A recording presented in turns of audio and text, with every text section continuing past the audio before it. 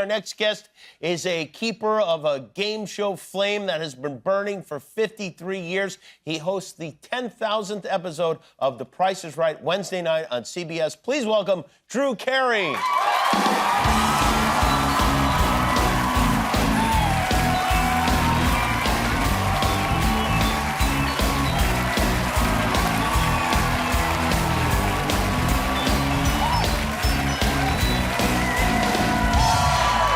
It must be weird being in front of an audience that doesn't have name tags on, right? It is weird. I like that I mean, watching backstage, I like that you talk to the crowd in between. I didn't know you did that. That's the most fun part, usually, of the show. What I think about Price. That's what I do on The Price is Right. Right, sure. That's the part I look forward to the most, is talking to the crowd. And it seems like you have, like, especially crazy people coming to see the show, yes? Or at least, maybe not crazy is the word, but lively. Well, you know, they've been watching it their whole lives with their kids and grandkids. Like 53 years, a long time. And they know you might pick them if they're fun, right? Well, I tell everybody I'm not allowed to pick. Like George Gray, they always wear our names on the shirts, and it's weird. They also don't have Jimmy written on their shirts. That's which weird is to wild. have. Yeah, maybe they're misunderstanding that you're supposed to put your own name on the shirt and not the name of the host. Yeah, but it's pretty wild. I don't have anything to do with who gets picked and who comes up. If I did, there'd be nothing but chicks up there anyway. So. Right. Drew, I just want to say, first of all, thank you, because you, I know during the writer's strike, the last two writer's strikes, you paid for everyone's lunch. And I mean everyone who came in for like the whole 3 months or whatever. They had to have a writer's card. It was on everybody. Yeah. They had to have a guild card. That was really a nice thing to do. I hope people thank you for that. They do. They take me too much. It's honestly, if I wouldn't have any money if it wasn't for writers. So it's my way of just paying back. Well, that's a very good where would we be without our writers, man? We'd be at home. Yeah. Probably watching this. Yeah. The Price is Right, 10,000th episode I mentioned is on Wednesday. Yeah. You've hosted 3,317. What's that? How many? 3,317, I was told. Bob Barker hosted 6,731. Yeah, I got a ways to go, man. You're almost halfway there. You only have to do 18 more years, and then you'll be I've been on the show 18 years, which is a long time. Yeah. But LeBron has been in the NBA like 22 years. Yes, and his job is more physically demanding, wouldn't you say? Way more. I got way more respect for him than I do for me. Like, how involved are you in the production of the show? Like, do you have anything to do with the prizes on the show? No. You never have a thing you're like, this would be nice to give away. I mean, I send them suggestions if I see something on the internet or something. You do? But at first, I would just show up and hope I didn't screw up the place. Were there prizes that you were like, I'm not giving this away? There was one prize that bugged me. At the first season, we would give away a grandfather clock every show. And I never got it. Every time there would be a grandfather clock, I'd be with my mom and be like, all right, well, I guess people like grandfather clocks, so I'm just going to shut up.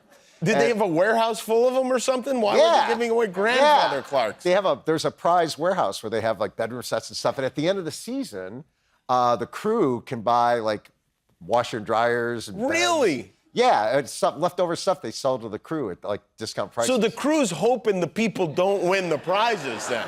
Well, they're not buying the grandfather clocks. Yeah. So I'll tell you that.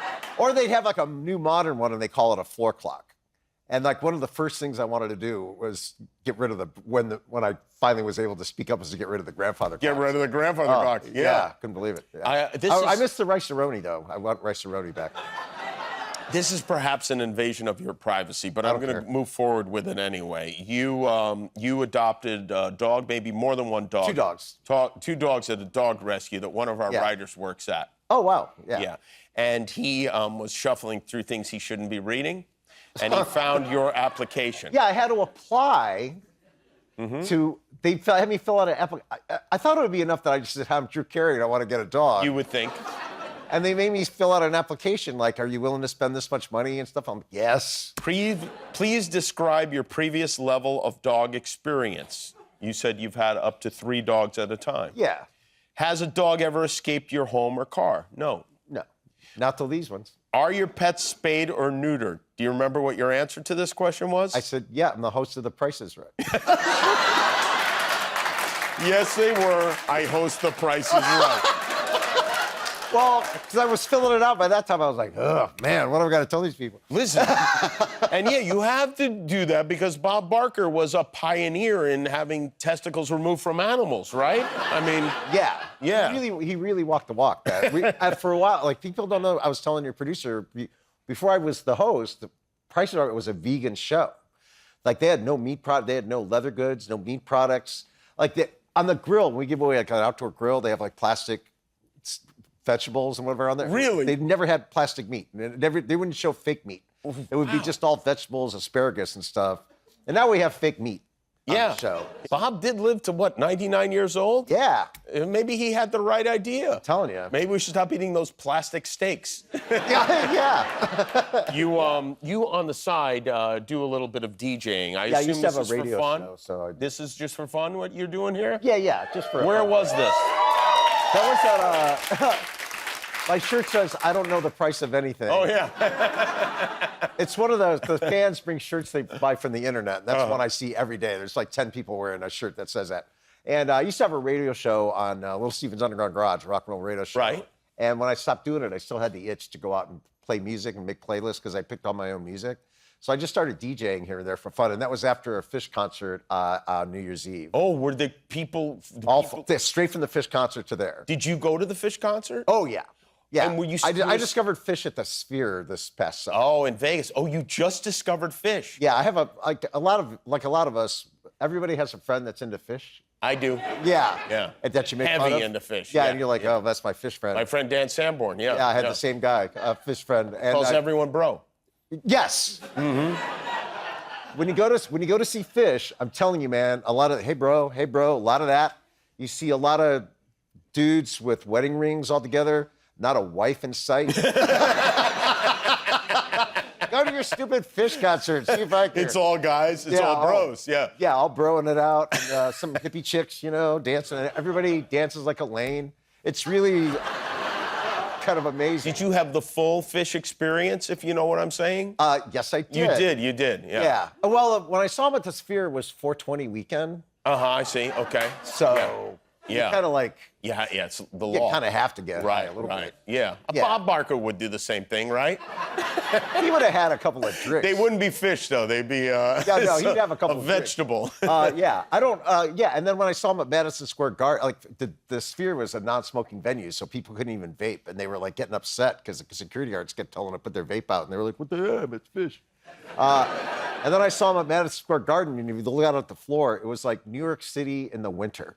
Just like steam coming up, like smoke coming up, big clouds of smoke here and there. Wow. Amazing. You're getting a contact high just doing something. And are you available for parties, or is this... If you guys have a rep party, I'll DJ. Okay, all right. We'll take you up on that. As if you haven't done enough.